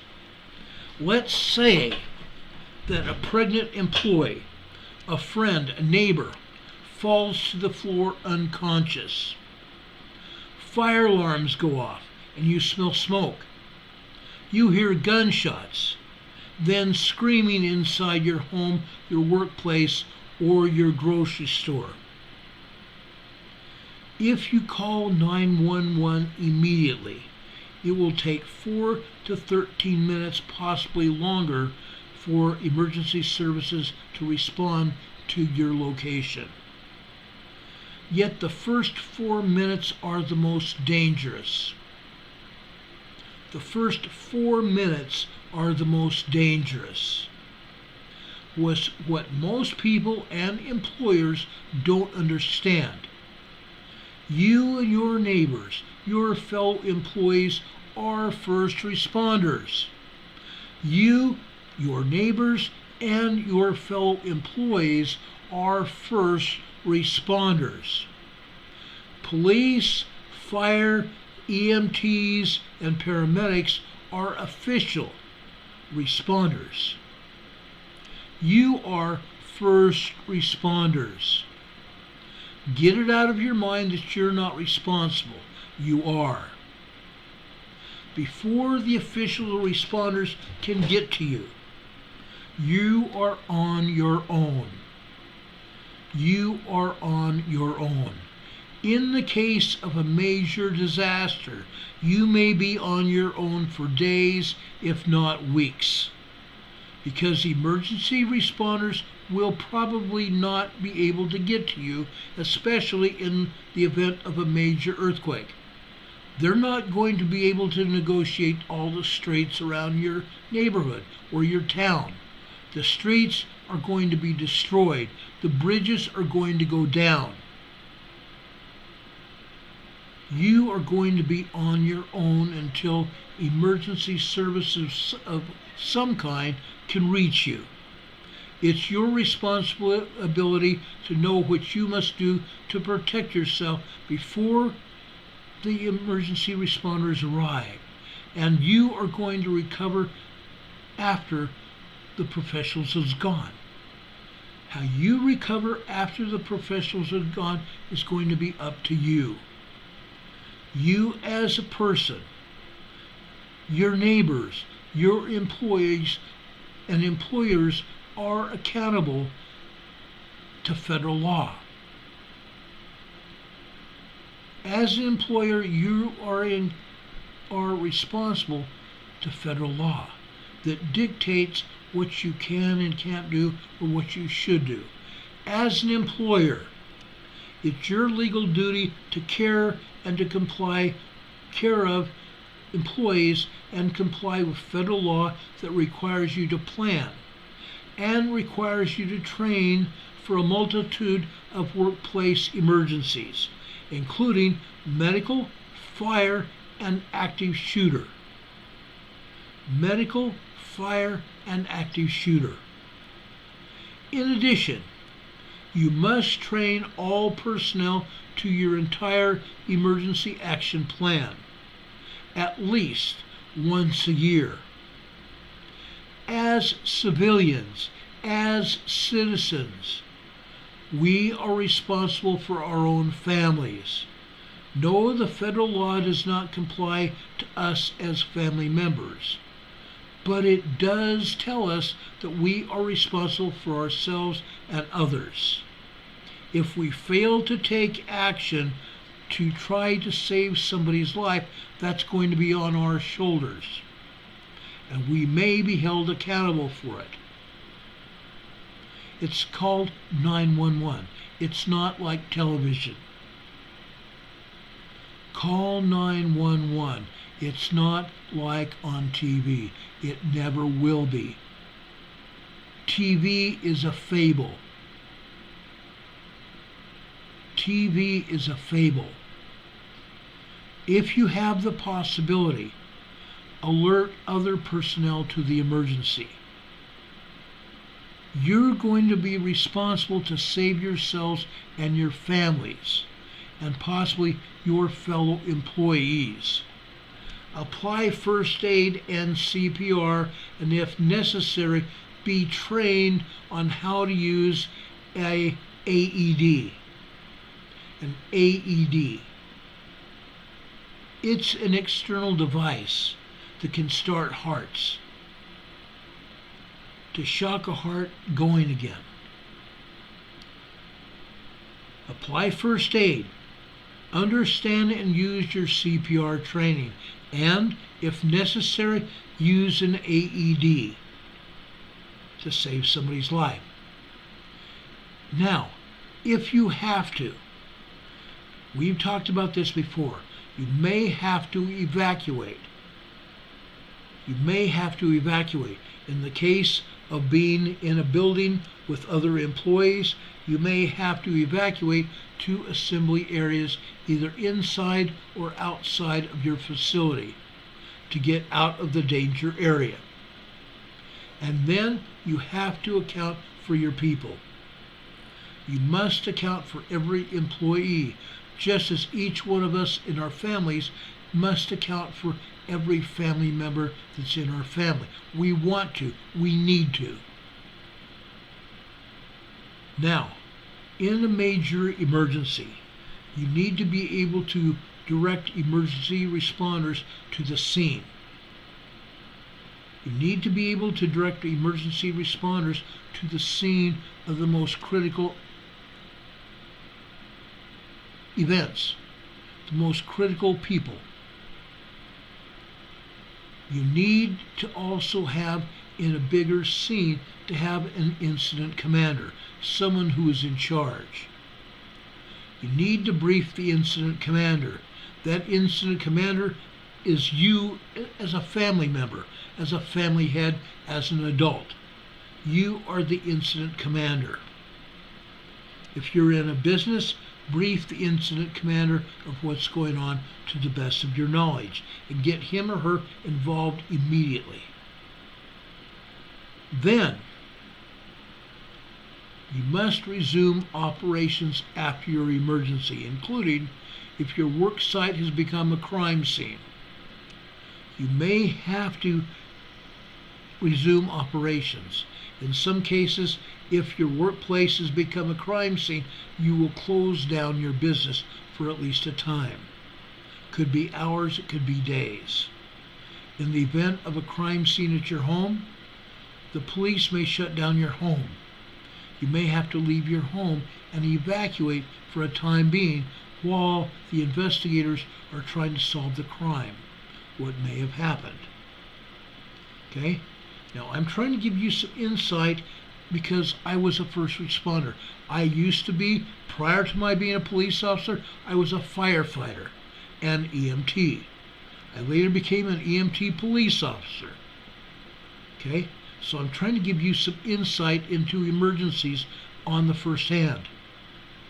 Police, fire, EMTs, and paramedics are not the first responders. You are. They are the official responders. Your employees that are underneath you are your first responders, as you are as well. As an adult in your family, as a parent, you're going to be the official responder for your family. And you're going to want to get help from other official responders to help you. But you are on your own until those official responders arrive. Now, you and I can assess the foreseeable emergencies in our family and in our workplace. We can assess the foreseeable emergencies at our home and in our workplace. And we can figure out how our current emergency action plan and our training measure up. We can find out very easily how our current emergency action plan can work and how it can measure up to what it should be able to do for us, and how our family, our workplace can measure up and respond to an emergency and or a disaster. That's what we're talking about. Please, folks, do not wait until an emergency strikes. If you wait until an emergency strikes, it will be too late, and people are going to die. People are not just going to die, they're going to be injured and they're going to hurt. And they're going to hurt for a very long time. I'm trying to help you here. I'm doing my best to help you. Now, one of the things I want you to do, I want you to get prepared. I want you to be prepared. I showed you the binders that I have. This is a friend of mine who put together an emergency preparedness book. You can see his book here. He put together about a 10 or 12 minute blurb on YouTube on what you need to do to write an emergency preparedness plan. I've talked about this before, but you can see how thick his book is. That is for his family. That's for his family. What I'm talking to you about tonight, you need to write your own preparedness plan. In the very least,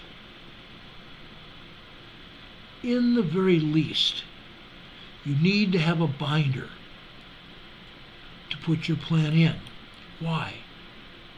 Because you want to have access to that binder, your entire emergency preparedness plan, when an emergency happens. If the papers that you have are not in a binder or some kind of notebook, they're going to be all over the place. You're not going to have a plan at all.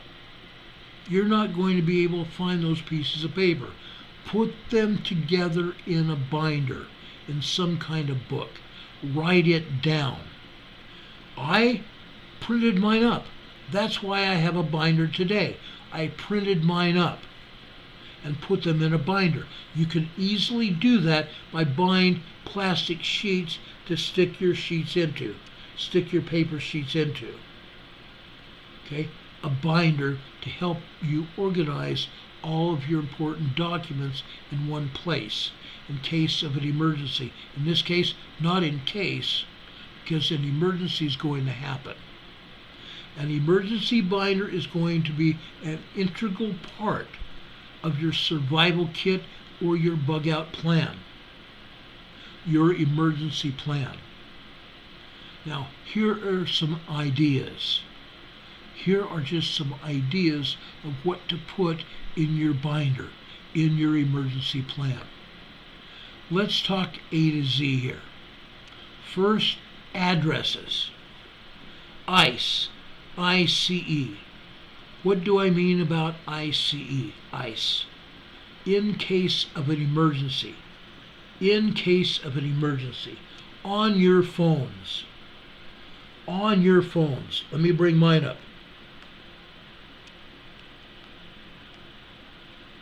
Let me bring mine up. In case of emergency, I have people's names and phone numbers right here. People that I need to call. Okay? People that I need to call in an emergency. They are there. It's under ICE. So paramedics can just type in ICE in your phone. And usually you'll have a phone reminder of the last numbers you call. People that are listed on your ICE in case of an emergency are the most important people that you want notified if something happens to you. ICE, remember that name, ICE, in case of an emergency. You can type in people's names you want called when you have an emergency yourself, or who you could call an emergency for one of your family members. ICE. Right after their name, put their name in, and then space over 3 or 4 spaces and put ICE in capital letters. Put their name in there, and then space over 4 or 5 spaces and put ICE, ICE there. That way, that will come up. That will come up. Okay? In case of emergency, emergency contacts, their name, their address, their phone number, emails of family and family friends. You can put all that information under each person in your ICE contact. Emails of family and friends of family, and your business. Don't forget your business in case someone should have to call your place of work. Your Christmas card list. You might want to include somebody on your Christmas card list under the ICE. Okay? Second, in way of the alphabetic order, automobile and vehicles. This should go in your emergency plan book. I've got mine laying on the floor. It fell over. It's going to be hard to reach now. But one of those papers should be about your automobiles and vehicles. Your policy numbers, your copy of your insurance card on each of your vehicles, a copy. Your auto loan documents, or a copy of your auto loan title. Not loan, but your automobile title. Your recreational vehicles, your boats, whether you have loans or titles on those vehicles. Make copies of that and put it in your emergency plan. Your warranties, your record of repairs. That might be very important to you. Okay? Then, going down the ABCs of this list that I'm talking about. How about church? Your membership records of your church, the name and location, the address of your church, and even the telephone number of your church. And the pastor, the bishop of your church. Now, you may also have important church certificates and ordinance work that you had done in your church. You could put copies of those records in your planner, inside those plastic sheets that I'm talking about. Any important information about your church, about you and your family, should also go in this book here. Phone lists of members of your church that you go to. Important lists of members of your church that you want contacted or that you might need to contact in an emergency. Okay? The next one. How about education? Your education stuff. It might be important to you during or after an emergency. So you're going to want to have copies of your diplomas, your class schedules, the map of your school if you're still going to school, your school calendar, transcripts, okay? Copies of all of that. I've got copies of my high school and my college. So if anybody or I have to go into my records and find information to put on resumes or put on work applications, I've got that information in my book. Again, this is my book. My book. If you're employed or you're still employable, you might want to include a copy of your resume as current as you can make it. If you don't have a current resume, put a copy of your last resume in there and then update it. Don't forget to update your resume. Employment information. Who do you work for? Work telephone numbers and people to contact. If you're retired, put information about your retirement pension. That might become very valuable when you go to apply for benefits. Social Security information, Medicaid or Medicare information, profit sharing plans if you have those kinds of things as well as stocks and bonds. Wage statements, if you're still working, that might be very much something that you want to have. A paycheck stub, a Social Security annual statement. I've got one here that I got just a few weeks ago from Social Security. Your Social Security annual statement can become very valuable. Put that in your planner as well. Estate planning. Estate planning might become very important to you. For example, if something were to happen to you or a family member, if you wanted to have an advance directive so your family would know what to do with you after you passed away, an advance directive, a durable power of attorney for health care, a financial power of attorney. How about a revocable living trust or will? Final instructions of what you want people to do for you after you pass, or your family members after they pass. Documentation of prepaid fees to cemetery, funeral homes, or contracts. Now let's talk about family. Individual family member information.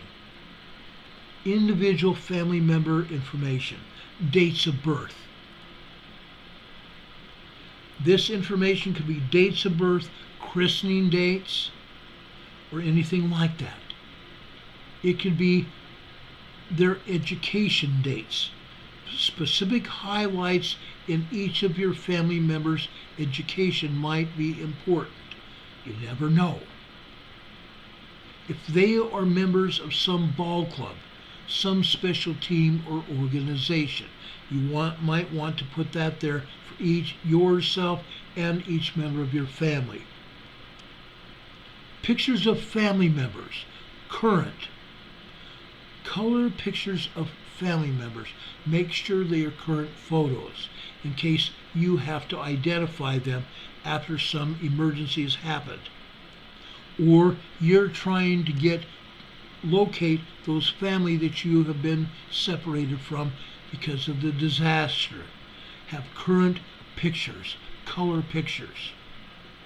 Children, make sure your children have child ID, and you should also have, if possible, DNA, so you'll be able to perfectly identify a family member in case something were to happen. How about adoption and birth certificates? How about citizenship certificates, divorce documents, marriage documents, death certificates, driver's license? Make sure you have color copies of each and every one of these things in your emergency plan. Military records of service. You're going to want to consider to do that or have that information as well, in case, just in case, something were to happen. And all of a sudden somebody, military or civilian authorities, think that you may have skipped out of the military and they're looking for you. You can purposely identify exactly who you are and when you separated from the service. Passports, visas, color copies. Social Security cards, the numbers and the cards copied and put in that plastic sleeve that I told you about, and put it in your binder. Financial, your bank name, your account numbers, your deposit slips and business cards.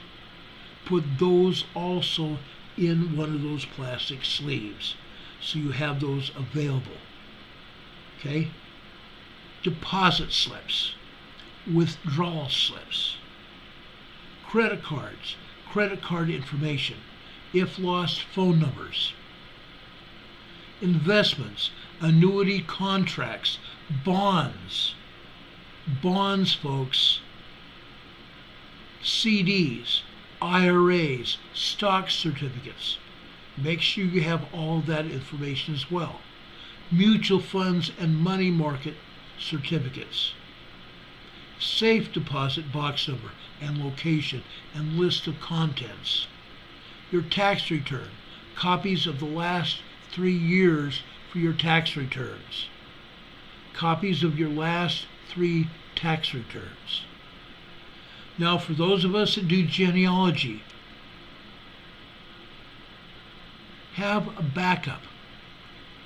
I've got genealogy stuff on my computers. Have it backed up onto a CD or a floppy disk or a flash drive. Printed copies of index and pedigree charts so you can have your family group sheets together. Okay? Have all that together as well. That might be invaluable to you during or after an emergency happens. If everything else has been destroyed, you've got it. You have it. How about stuff for your home? How about house and car keys? How about a spare set of house and car keys? You could put them in that binder on one of the inside rings that holds everything together. How about an inventory of your food storage, what you have?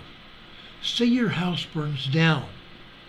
You have an inventory of food storage so the insurance company can know what you had in your house. Copies of pictures of everything that you had in your house. That can also go in this binder. I tell people to put that information on their phone as well, so that you can show what you have in your home. And you can put that in a file on your phone in pictures. You can put it as home investment items or home furniture, whatever. or pictures, whatever you have. Take pictures of it.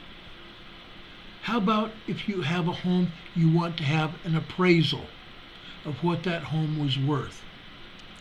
How about a mortgage statement, a copy of a mortgage statement, or several copies of maybe the last 3 or 4 mortgage statements? How about a deed to your home, a copy of the deed? Homeowners or renters insurance information. The cover information. Copies of it all. How about your property tax bill, your most recent property tax bill? Or if you had a land survey done, how about a copy of that? Or title policies to your property or your home. A home inventory memory list, an inventory list, your photos, your videos, appraisals. Have all that. Insurance documents, disability insurance, life insurance policies, long-term care insurance, Medicare, Medigap, Medicaid, all that information. Traveler's insurance. Let's talk about medical for a minute. How about business cards to your doctors and hospitals, your orthopedist, your cardiac center, your radiation therapist, your intern? How about a veterinarian for your pets? Don't forget them. How about dental records? Do you have copies of x-rays and such? You and your family members? Maybe you want to put that in as well. Health, dental, and vision insurance cards. Copies of health insurance policies. How about copies of immunization records for each member of your family? Medical history, list of medications taken. Copies of prescriptions for each family member. Your pet records, including pet photos of you and your pets. You and your pets reacting with each other or interacting with each other. That way, if your pets become separated, you can show pictures to a humane society or a dog kennel that may have gotten your pet. Proves ownership of your pet. If your pets have been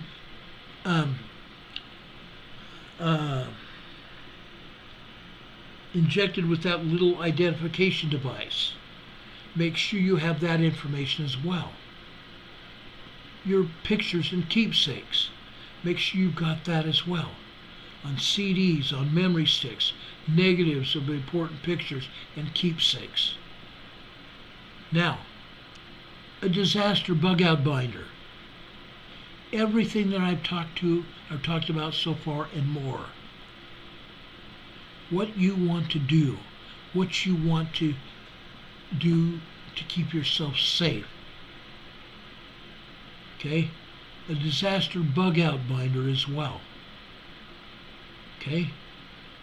I've got so far everything here listed. I'm going to talk about a bug-out binder as well. What you need to have if you're going to bug out.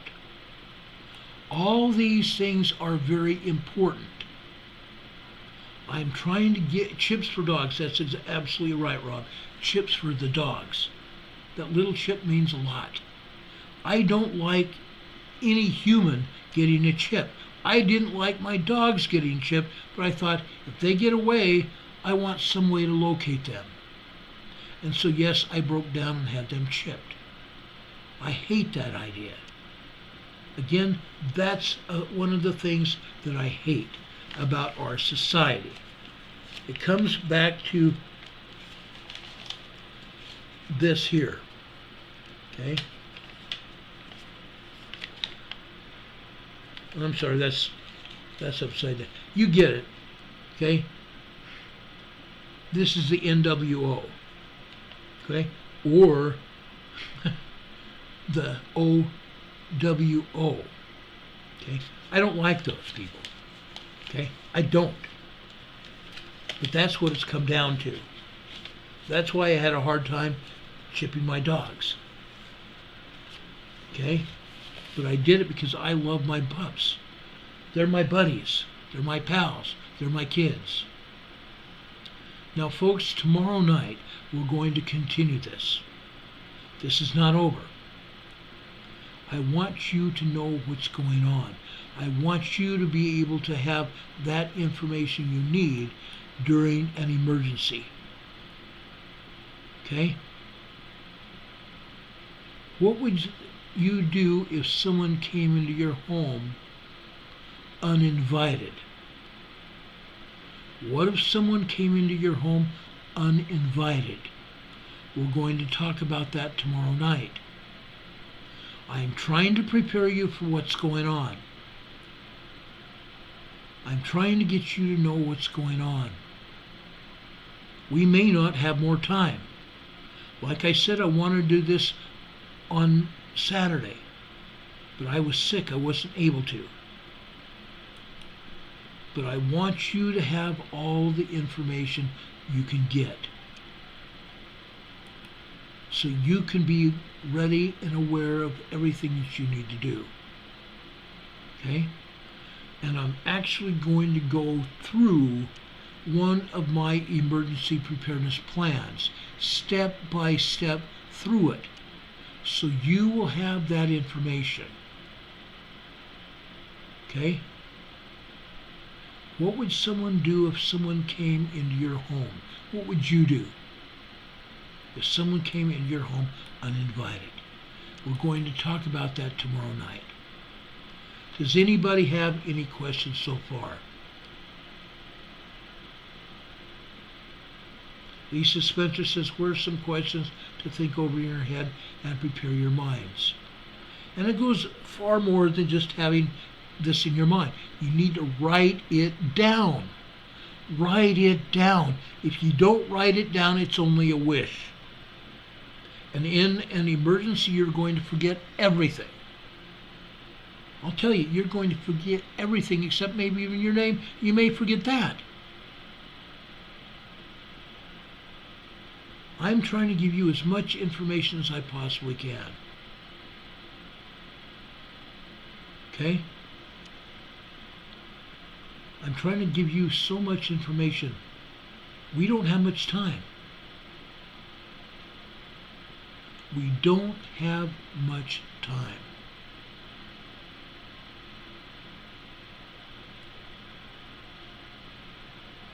Now, folks, I have gone years compiling all this information. Years compiling all this information. I could write a book,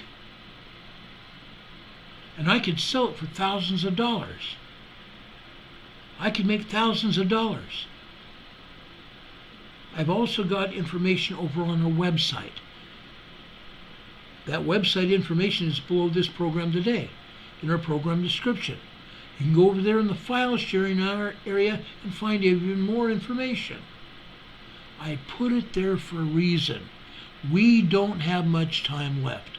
I want to make sure that everybody has this information available. I used to make $50 an hour when I did these presentations. When I did these presentations, I'd make $50 an hour doing them because it was important and people paid it. I'm giving you this information now for free because it's important. Yes, you guys can donate to our program. You can do that, and I appreciate that. People do it all the time. They write me a letter and put a check in the middle of that letter so it's not visible from the outside, or send a card and put a check or money inside that card and send it to me. They do it all the time. Or we've got Venmo and PayPal. All that information is down in the program description at the top too. Our address is P.O. Box 422, Valdese, Valdese, North Carolina. Zip code is 28690. We appreciate that. I haven't gotten too many cards lately. I appreciate cards and letters. I really do. I love cards and letters. So people, please keep the cards and letters coming. I love it. Thank you so much for all you do. Speaking of which, one of our viewers who's a family member of mine sent us a PayPal donation, which we greatly appreciate. And I appreciate that very much, Donna. God bless you for that. I appreciate each and every one of you for all you do to help me and this program and staying on the air. Each and every one of you are very important to me, and I want you to know that. Each and every one of you. You're everything to me. You are literally everything to me. You're my family. You're my friends. You're my loved ones. Please, folks, be prepared. Be prepared. That's only a simple phrase. Yes, it was a motto of the Boy Scouts of America, but it's more than that. It's a lifestyle. It's a lifestyle, guys. That's what we're talking about. Okay? JB Maps is saying your presentations are priceless as they contain logical, common sense suggestions, and all should appreciate it. I hope so. Now, friends and family, as I've been doing for quite some time, I want to leave you with a thought here.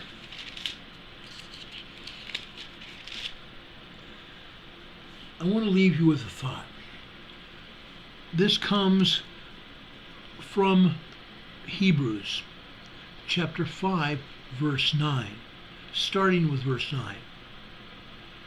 And being made perfect, he became the author of eternal salvation unto all them that obey him, called of God and high priest after the order of Melchizedek, of whom we have many things to say and hard to be uttered, seeing ye are dull of hearing.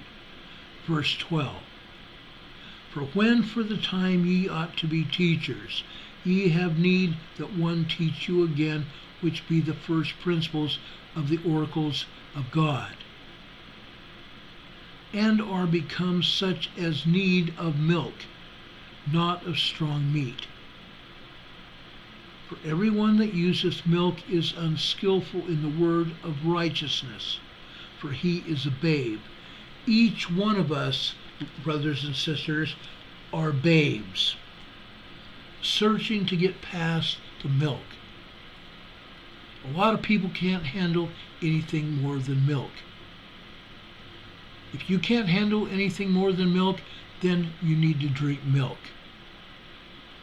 Only those people who are of a certain time period can handle the meat. I'm trying to give you this emergency information tonight. This is milk. I'm trying to prepare you for those disasters that are going to come. Not if, they're going to come. Yes, Ginger Gal, the Wix site. The Wix site. It's the Emergency Management Associates site. Okay? I'm trying to give you that information you're going to need. So in an emergency, you'll survive it, and you'll come out the other side of it. Okay?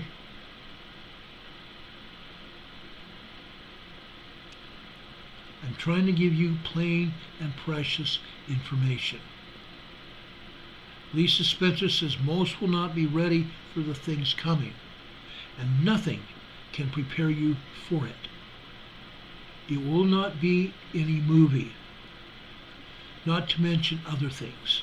No, this is not a movie that's going to happen, that is presently happening in our lives. It's not a movie, it's real life. Things can be taken away from us so quickly. Get the milk. Get everything that you need to be ready. The time is now, not tomorrow. Folks, I know the gospel of Jesus Christ is true. That is why I share it with you. Every day I share it with you. I know the gospel of Jesus Christ is true. I know it. And I love our Savior. I love our Heavenly Father. And I want so much for all of us to be there together. God bless you. God be with you until we meet again. We will see you tomorrow. Same time, same place, same bat station, as it would be said. God bless you guys. I know that, and I love you for it. God bless you, and God keep you in the palm of his hands. God be with you until we meet again. We will see you on the other side. Good night, everybody. Much love.